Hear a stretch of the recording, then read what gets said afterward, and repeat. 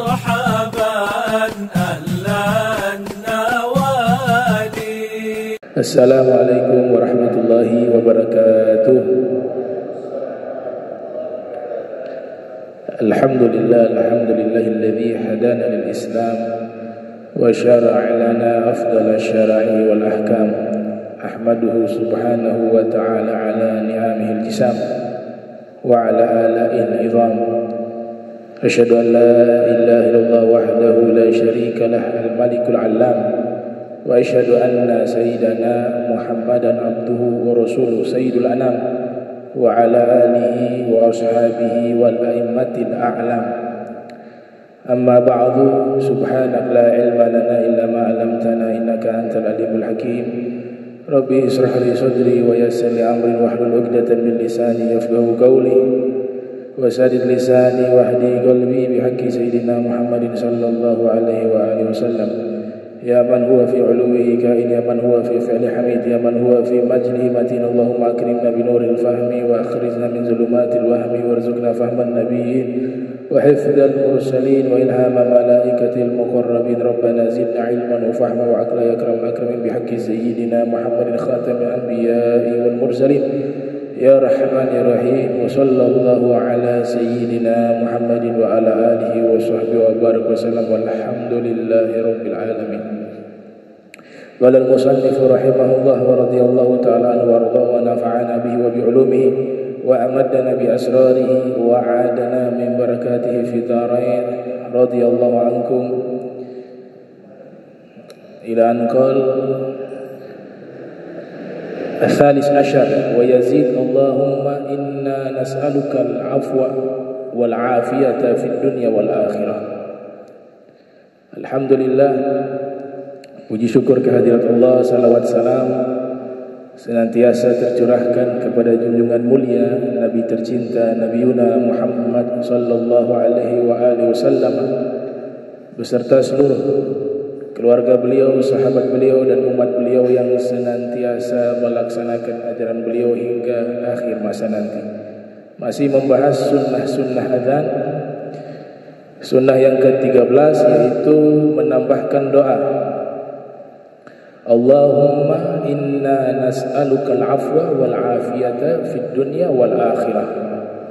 Jadi setelah membaca doa Allahumma rabbi hadhihi da'wati tammah ila akhir doa, kemudian ditambah dengan Allahumma inna nas'alukal afwa wal afiyata fid dunya wal akhirah, yang artinya, ya Allah, sesungguhnya kami meminta padamu maaf dan afiat di dunia maupun di akhirat.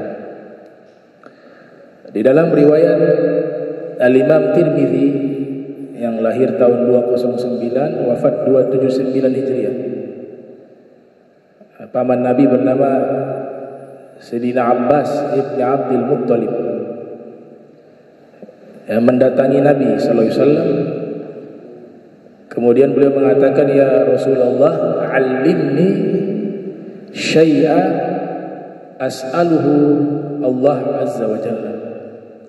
Wahai Rasul, ajarkanlah kepada saya sesuatu yang saya akan meminta kepada Allah dengan sesuatu tersebut. Kemudian Nabi menjawab, salillaha al-afiyah, mintalah kepada Allah al-afiyah. Thumma makathtu ayyama faji'tu, kemudian saya menetap beberapa hari, artinya tidak bertemu dengan Nabi dalam waktu beberapa hari, atau beliau tidak menanyakan kepada Nabi dalam waktu beberapa hari. Selang beberapa hari kemudian kembali beliau bertanya atau meminta kepada Nabi sallallahu alaihi wasallam untuk mengajarkan sesuatu yang beliau gunakan untuk berdoa. Maka beliau bertanya kembali, wahai Rasul, alimni syai'a as'aluhu Allah azza wa jalla.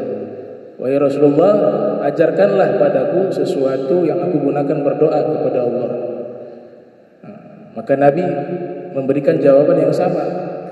Kata Nabi, ya Abbas, ya amma Rasulillah salillah al-afiyah fid dunya wal akhirah. Wahai Abbas, wahai pamannya Rasul, kata Nabi. Ya, adab luar biasa. Wahai Abbas, wahai pamannya Rasul, mintalah kepada Allah al-afiyah di dunia maupun di akhirat. Di riwayat yang lain disebutkan Rasul sallallahu alaihi wasallam bersabda, is'alu al-afwa wal afiyah, atau is'alullah al-afwa wal afiyah, fa inna ahada lam yu'ta ba'da al-yakini khairan min al-afiyah. Mintalah kepada Allah maaf, al-afwa atau pengampunan bisa, wal afiyah dan juga afiyah. Maka sesungguhnya seseorang itu tidak diberikan setelah keyakinan sesuatu yang lebih baik daripada afiyah. Itu artinya setelah keimanan kita kepada Allah, keyakinan kita kepada Allah, maka setelah itu sesuatu yang paling penting adalah al-afiyah. Ahlul lughah menerangkan makna al-afiyah. Al-Imam Fairuz Abadi di dalam kitab Al-Qamus Al-Muhit menerangkan maknanya al-afiyah adalah as-sihhah at-tammah, kesehatan yang sempurna. Berkata sebagian ahli lughah memiliki arti al-afiyah adalah as-salamah, keselamatan. Ya, as-salamah, keselamatan. Sebagian lainnya mengatakan adalah al-afiyah itu adalah makna yang terhimpun kebaikan di dunia maupun di akhirat. Walaupun tanpa harus menambahkan al-afiyah fid dunya wal akhirah, yaitu afiat di dunia akhirat, dia secara mandiri memiliki arti keselamatan di dunia dan di akhirat, atau kebaikan di dunia dan di akhirat. Nah, itu makna al-afiyah, dan itu dibaca, disunahkan dibaca setelah azan, ya, setelah doa Allahumma rabbi hadhihi da'wati tammah. Kemudian sunnah yang ar-rabi' asyar, yang ke-14 kemarin sudah diterangkan, yaitu rabbighfirli wa liwalidayya. Itu diulang 5 kali. Jadi rabbighfirli wa liwalidayya, rabbighfirli wa liwalidayya, diulang 5 kali. Setelah sudah dibaca sebanyak 5 kali, kemudian sempurnakan warhamhuma kama rabbayani shaghira. Kemarin ada 4 bacaan, ada rabbighfirli wa liwalidayya warhamhuma kama rabbayani shaghira. Ada yang kedua rabbighfirli wa liwalidiyya warhamhum kama rabbawni shaghira.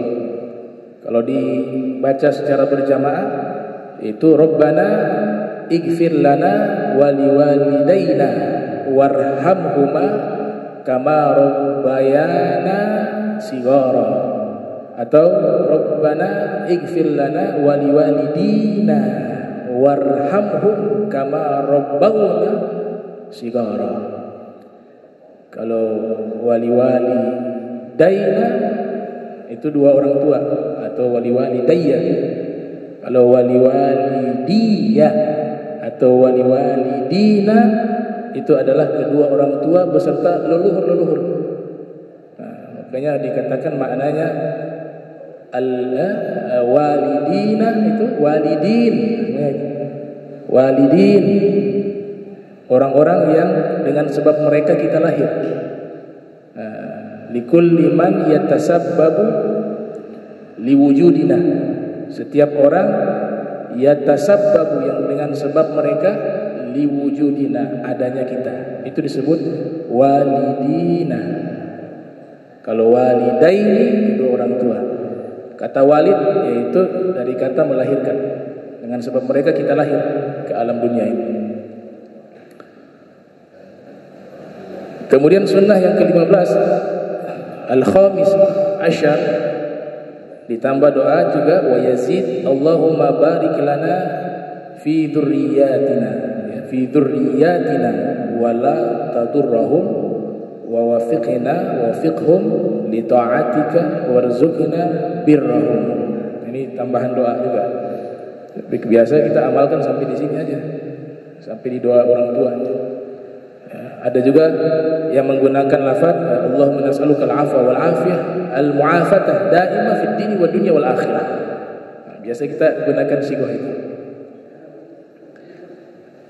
As-sadis asyar, kemudian sunnah yang ke-16, wa yazidu ba'da adhani subhi Allahumma inna hadha ikbalu naharik wa idbaru laylika wa aswatu du'aika wa khuduru salawatika as'aluka an taghfira li wa kadzalika fi adhanil maghribi bi ibdali laili naharan wa nahari laila. Ini kalau di salat azan subuh ya, di azan subuh dan azan maghrib ditambah lagi doa, banyak doanya ya, doa tadi ya, kalau subuh nanti baca Allahumma inna hadza ikbalun naharik. Nah, itu kalau subuh. Wa idbaru lailika ila akhir doa. Nanti kalau maghrib diganti ini aja. Allahumma inna hadza ikbalu lailika wa idbaru naharika. Itu maghrib diganti karena artinya sesuai. Ya Allah, sesungguhnya telah datang waktu siangmu dan telah berpaling atau telah meninggalkan waktu malammu, ya, telah pergi waktu malammu. Itu berarti kan subuh. Telah datang waktu siang, telah pergi waktu malam. Nah, kalau maghrib diganti di bagian depan itu saja. Ya Allah, sesungguhnya inna hadza ikbalu lailik. Ya Allah, sesungguhnya telah tiba waktu malammu. Wa idbar nahari, dan telah pergi waktu siang. Nah, waktu maghrib kita nih kemarin sama Kiai Abdurrahim ya dapati di Kalimantan termasuk di Maluku Utara itu. Kita azan maghrib langsung igomah. Ya, kalau di Jawa kebanyakan azan maghrib tidak langsung igomah, tapi dikasih kesempatan untuk sholat qobliyah. Ada sholat qobliyah maghrib, tapi bukan yang dikukuhkan. Nabi katakan silakan sholat liman sya'a, bagi yang mau. Nah, ternyata kita di sini menggunakan gaul jadid, pendapat terbarunya Imam Syafi'i. Karena waktu maghrib sangat singkat kalau pendapat terbaru gaul jadid ya, yaitu mendengar azan, kemudian menutup aurat. Artinya kita dengar azan, dijawab itu azan, setelah itu menutup aurat menggunakan pakaian, kemudian berwudu, bersuci, dan sholat. Sholat diperkirakan 5 sampai 6 rakaat. Nah, selesai itu waktu maghrib habis. Singkat sekali. Kalau mega merah hilang itu pendapat Godim, pendapat lamanya Imam Syafi'i. Ya, waktu maghrib itu selesai ketika mega merah hilang. Itu pendapat lama. Yang kebanyakan di kitab-kitab fikih Syafi'i itu mengukuhkan pendapat Godimnya Imam Syafi'i. Dianggap pendapat itu lebih kuat, seperti pendapatnya Imam Nawawi, Imam Ghazali, Ar-Ruyani, At-Tabari, ya, dan beberapa imam lainnya. Nah, sebagian masih memegang pendapat gaul jadid, seperti di kitab Kifayatul Akhyar, itu masih menguatkan pendapat gaul jadid. Jadi mazhab Syafi'i diterapkan di Maluku Utara. Nah, ini juga menandakan bahwa ada kalanya pendapat lama Imam Syafi'i itu justru kuat dibanding pendapat baru beliau. Pendapat lama itu beliau nyatakan waktu di Irak. Pendapat baru beliau nyatakan waktu ada di Mesir. Kan dari Irak dulu baru ke Mesir. Nah, Nah, itulah kita butuh ulama-ulama yang mereka mengerti dan bisa menyeleksi pendapat yang paling kuat.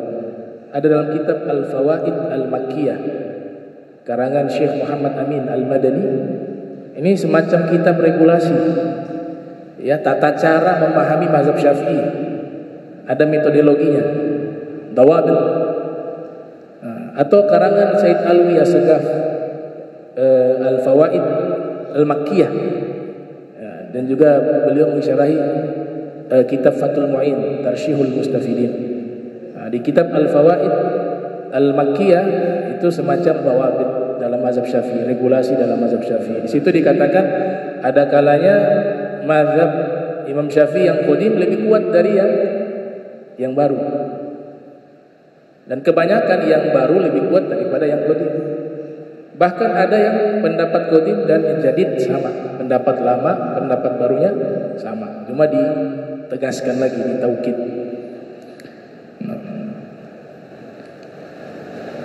Kemudian sunnah yang ke-17 yaitu as-sabi' asyar as-salatu 'ala nabi sallallahu alaihi wasallam ba'da al-adzan, yaitu membaca salawat kepada Nabi sallallahu alaihi wasallam selesai azan. Sisipkan salawat setelah membaca doa-doa tersebut. Fil hadis inna du'a mauqufun bainas sama'i wal ardi. Sesungguhnya doa yang dibaca itu berhenti di antara langit dan bumi. Hatta tusalliya ala nabiyyika, hingga kalian bersalawat kepada nabi kalian, Nabi Muhammad SAW. Jadi kalau doa tanpa salawat, ya dia transit saja di atas. Dia gak bisa diterima oleh Allah Subhanahu wa taala. Ya, jangankan salawat, solat 5 waktu. Di dalam solat 5 waktu gak ada salawat kepada Nabi, solat kita 5 waktu tidak diterima oleh Allah. Yang meyakini rukun di tasyahud, rukun yang wajib salawat kepada Nabi Muhammad sallallahu alaihi wasallam. Jadi solat saja gak diterima, apalagi doa. Kan ada satu sahabat waktu doa hanya mengucapkan Allahumma sholli ala Muhammad, ya, tanpa keluarga Nabi Muhammad. Nabi mendengar bacaan itu. Nabi katakan itu shalawatul batra, salawat yang cacat. Nah, jadi juga harus disertakan dengan alihi, keluarganya. Dan itu dibacakan oleh hamalatul arsh, malaikat yang memikul arshnya Allah itu. Mereka mikul sambil salawat kepada Nabi Muhammad dan keluarga Nabi Muhammad SAW. Hamalatul arsh yahmilu arsya rabbika fawqahum thamaniyah. Jumlahnya thamaniyah. Yang mikul arsh itu ada 8 malaikat. Malaikat hamalatul arsh, pemikul arsh. Disebut di dalam tafsir Bagawi. Sunnah yang ke-18 ayyaqulal muadzin ala sallu fi rihali aw fi rihalikum aw fi buyutikum fi lailatil mumtirati wa dhati rihi wa dhati zulmati wa yakunu dhalika ba'da al-adhani aw ba'da al-hay'alatain wa qala ba'duhum yuzzi 'anil hay'alatain. Sunnah yang ke-18 yaitu muazin membacakan ala sallu fi rihal. Ingatlah kalian, salatlah di rumah-rumah kalian. Salatlah kalian di rumah-rumah kalian, ini waktu azan. Salatlah kalian di buyutikum, bisa juga. Ini artinya satu makna. Saat ini kalian salatlah di rumah-rumah kalian.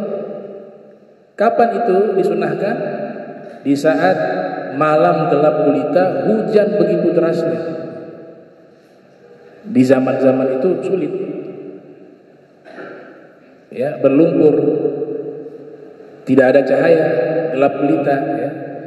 Kalau konteks sekarang sih, ini al-masyaqqah tajlibu taysir, yang sulit sudah bisa jadi mudah. Nah, ini biasanya konteksnya bicara dalam keadaan gelap gulita, mungkin di daerah-daerah pedalaman ya, yang hujan begitu besar, gelap gulita, ini menyulitkan dia untuk bisa sholat di masjid. Atau cuaca lagi kurang baik, ada angin topan, angin ya, ada banjir misalnya, ada kejadian bencana alam dan lain sebagainya. Nah itu sunnahnya adalah ketika azan maka ucapkanlah ala sallu fir rihal, ingatlah kalian sholatlah di rumah-rumah kalian.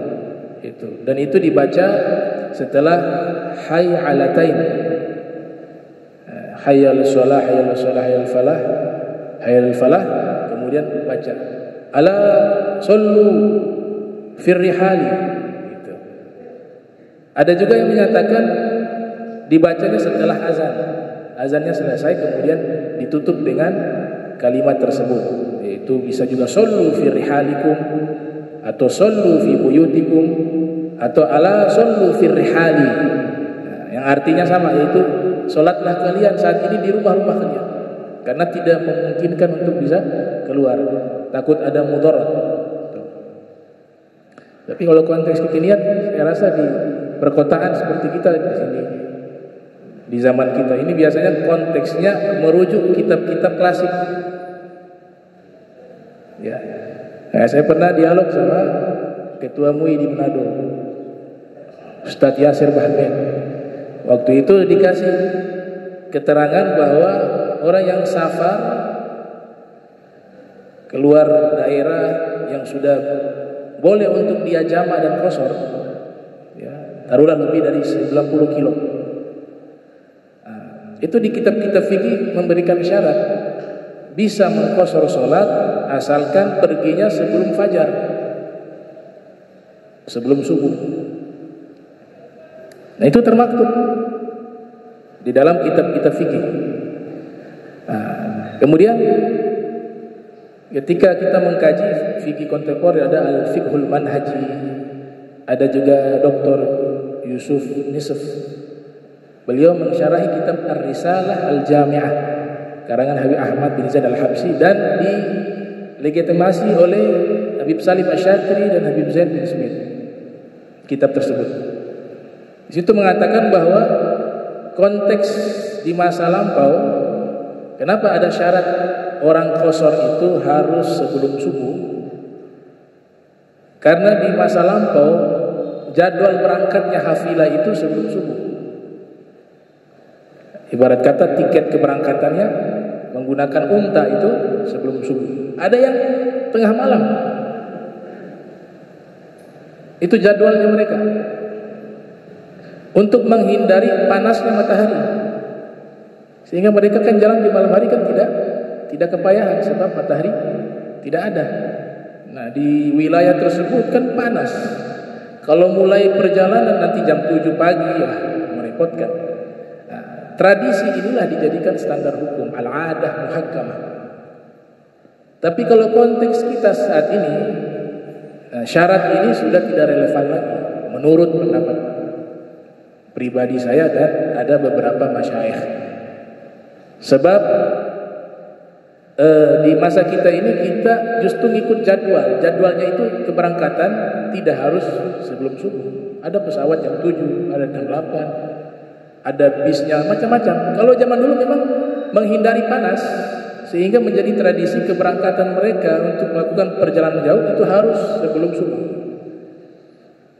Dan itu diterangkan juga oleh Dr. Yusuf Nisf di dalam kitab Al-Budurut Thali'ah. Nah, itu. Jadi ada pendekatan tradisi ya, kebiasaan. Al-adah muhakkamah.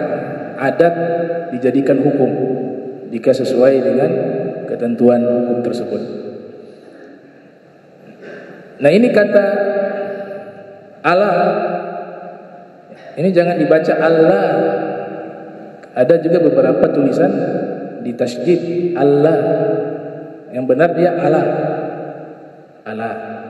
Jadi Allah ini disebut sebagai harfu tanbih, huruf pengingat. Allah. Ya. Artinya ingatlah. Tapi kalau dibaca Allah artinya berubah, bahwasanya tidak. Nah, ini menunjukkan bahwa banyak sekali lafaz Allah dan Allah itu di dalam Al-Quran. Di surat Yunus misalnya, ala inna awliya Allah la khawfun alaihim wa lahum yahzanun alladzina amanu wa kanu yattaqun lahumul busyra fil hayati dunya wa fil akhirah. Di situ sama dengan huruf ini, harfu tanbih. Jadi ingatlah bahwa sesungguhnya para wali Allah itu tidak ada rasa takut bagi mereka. Kemudian kalau Allah itu adalah gabungan dua huruf antara an dan la nafi, bahwasanya tidak an. Seperti contoh di dalam ayat Al-Quran, wa qada rabbuka alla ta'budu illa iyyahu wa bil walidaini ihsana. Nah, ini menunjukkan bahwa orang yang menafsirkan Al-Quran itu harus paham tentang kaidah nahwu, kaidah shorof. Gak mungkin dia bisa menafsirkan Al-Quran gak paham tentang ilmu tersebut. Lah untuk membedakan Allah dan Allah saja kebingungan. Itu hanya beberapa huruf sih. Nah, Allah itu ada namanya harfu istiftah, pembuka. Ada disebut harfu tanbih, pengingat. Ada disebut harfu nasbin, digabung dengan la nafi, Allah. Digabung jadinya Allah dengan tasydid. Gitu. Jadi gak mungkin orang bisa nafsir Al-Quran kecuali dia memang memahami secara mendalam tentang ilmu-ilmu alat tersebut. Nahwu kah itu, shorof kah itu, balaghah kah itu. Dia harus memahami. Kalau enggak akan salah mengartikan. Itu. Ala inna awliya Allah, sama ini. Namanya harfu tanbih, pengingat.